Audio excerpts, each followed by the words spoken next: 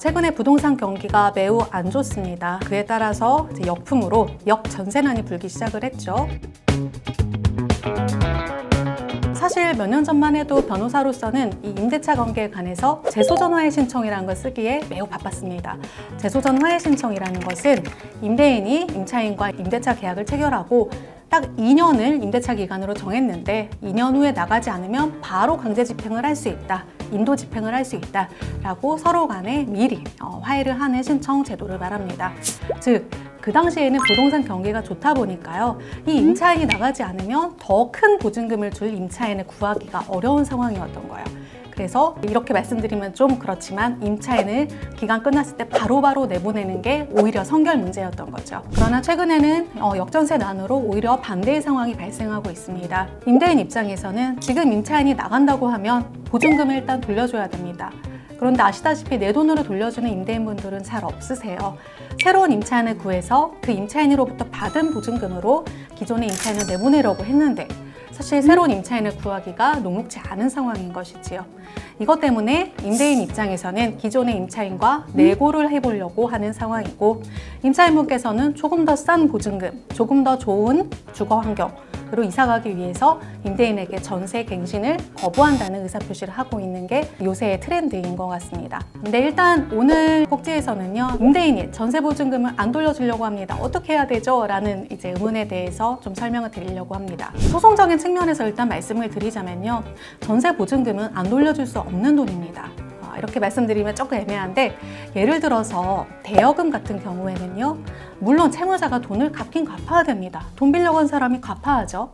하지만 이 채무자가 나 돈 없어요, 못 갚겠어요 라고 하는 상황이 굉장히 많습니다. 그럴 때 바로 소송도 제기하고, 그리고 또 압류, 딱지 붙인다고 하죠. 그런 강제 집행도 진행을 하실 필요가 있는 것입니다. 하지만 임대차 관계에 있어서는 우리 한국 경제 발전 상황을 볼 때 임차인이 임대인에 비해서 경제적 약자라고 하는 이제 사회적 합의가 있었기 때문에 임차인을 보호하기 위한 제도가 상당히 많이 마련되어 있는 상황입니다. 아까 말씀드렸던 재소전 화해 신청은 어떻게 보면 임대인을 위한 절차예요. 그런데 아시다시피 주택임대차보호법이나 여러 가지 등기법에서 제정되어 있는 임차인 보호제도, 임차권 등기명령제도나 아니면 주민등록을 했을 때 대항력을 인정해준다거나 이런 법령과 판례들이 임차인을 보호하기 위한 제도이고, 사실 소송으로 가시기 전에라도 이런 제도들을 10분 활용하실 필요가 있는 것입니다. 그런데 이용함과 동시에 또한 중요하게 생각하셔야 되는 것이 임대차를 갱신할지 갱신하지 않을지에 대한 의사통지를 명확하게 하시는 것입니다. 이것은 임차인분, 임대인분 모두에게 적용되는 문제이고요. 제가 상담을 진행을 해봤을 때 나는 임대차 갱신 안 한다고, 전세 갱신 안 한다고 임대인한테 문자로 보냈어요, 혹은 전화로 얘기했어요 라고 많이들 말씀을 하시는데요.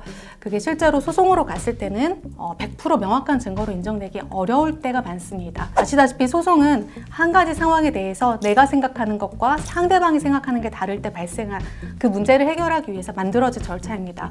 그러다 보니까 실제로 건물인도 소송이나 보증금 반환 소송 들어갔을 때 전세 계약의 갱신 여부에 관해서 가장 첨예하게 다투게 되고요. 문자나 전화 증거를 많이 제출을 해도 제일 좋은 거는 내용 증명입니다.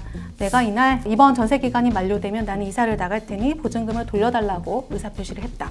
이런 의사표시를 했다라고 하면 논의의 여지 없이 보증금은 반환받을 수 있게 되시는 것이고요.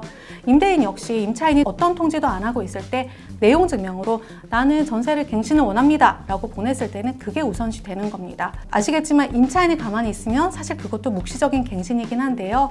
임대인 입장에서 또는 임차인 입장에서는 묵시적 갱신 상태를 두시기보다는 차라리 몇 년까지 어떤 조건으로 갱신을 하겠다라는 의사표시를 명확히 하실 필요가 있는 것입니다. 그리고 전세 갱신 여부에 대해서 첨예하게 다투는 것 외에 정말로 임대차 기간이 종료되었고 전세가 갱신되지도 않았다라는 법원의 판단이 있을 때 임대인은 보증금을 반환해줘야 되고 임차인은 퇴거를 해줄 의무가 있습니다. 이 쌍방의 의무가요, 동시이행 관계라고 합니다. 내가 집행관을 데리고 와서 임차인을 내보내고 싶다라고 할 때는 보증금을 공탁을 해놓고 그리고 집행관을 데려갈 수 있는 것이고요. 또 임차인 입장에서는 내가 보증금을 받고 싶은데 강제 집행을 해가지고 임대인의 계좌를 압류하고 싶다, 또는 임대인이 소유한 부동산을 압류하고 싶다 라고 할 때는 실제로 내가 퇴거를 좀 해놓을 필요가 있습니다. 퇴거를 해야 보증금 반환 채권이 발생을 하는 거니까요. 실제로 압류로 들어갈 때 단계에서는 동시로 이행을 해둬야 할 의무가 있다는 점을 염두에 하실 필요가 있습니다. 물론 임차인 입장에서는 퇴거하면 나 보증금 못 받는 거 아니에요? 대항력이 사라지는 거 아니에요? 이런 거 염려하시는데요. 그것 때문에 만들어진 제도가 임차권 등기 명령 제도입니다. 그래서 그 제도도 10분 이용하시면 권리 회복에 매우 많은 도움이 될 것입니다. 관련하여 문의사항 있으신 경우에는 언제든지 저희 법인에 연락 주시기 바랍니다. 감사합니다.